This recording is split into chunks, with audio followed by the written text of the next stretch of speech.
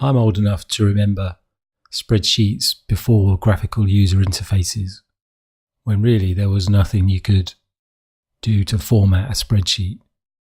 Now there's all kinds of borders and shadings and colours and so on that allow you to format your model, and that's great, but you need to remember that the formatting should just help the user to use the model. That means using shading, borders, lines, colours to draw their eye to certain things and perhaps away from other things. One of my tips is to turn off the grid lines.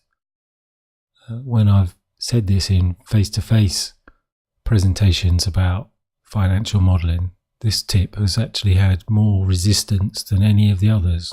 I don't really know why that is. Whenever you print a spreadsheet, the grid lines wouldn't appear. You'd have to specifically instruct the computer to include them. So why would you want to include them once the model is ready for use? I think they look much nicer when all the grid lines are removed.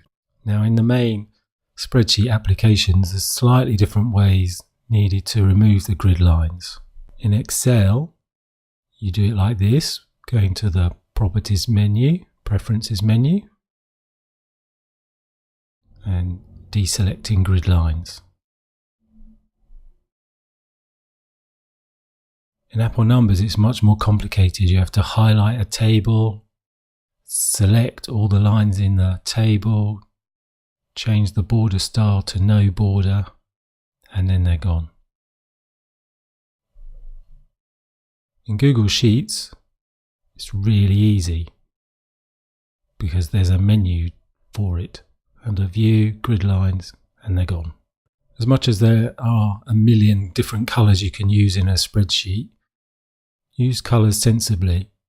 This is a case where less is more, and a few cells highlighted in colours will draw the user's eye. If you have different colours all over the place, it will just look like a jumble. And use colours sensibly. There are conventions, red, amber, green. People know from traffic lights red is a warning. Amber is maybe not quite such a strong warning. Green means okay. So use these colours in that way. If you highlight things in red that are not warning cells, that could confuse the user. Conditional formatting is actually one of the ways that you can bring some colour into your models in a way that makes sense, by saying that if certain values occur in a cell, highlight the cell red text with a red background. That means that the model will automatically highlight things for you. Away from colours, a tip here really to help people reviewing and using your models. Please don't hide rows or columns. In this sheet that you can see here, column C and row 18 are hidden. That's actually quite difficult to see if you're quickly scanning through a model. Yes, there's a sort of a green line that indicates something is not there, but you can very quickly overlook that.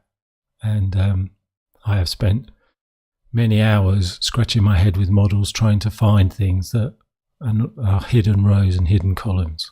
A better way of doing this, if you have aspects of a worksheet that you think confuse people if they see it, is to use the group and outline function. This is similar, but the difference is that these small plus and minus disclosure boxes appear in the margin or across the top to indicate that some rows or some columns have been collapsed, and you can quickly click the plus button and open them and see what's hidden. Here's a quick clip to show you that in action. So you highlight the rows that you want to combine.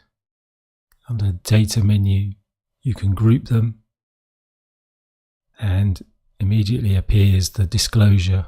Click the minus to hide them and the plus to reveal them. So in summary then, turn off the grid lines, use colours sensibly, and don't hide rows or columns. Use the group or an outline function instead.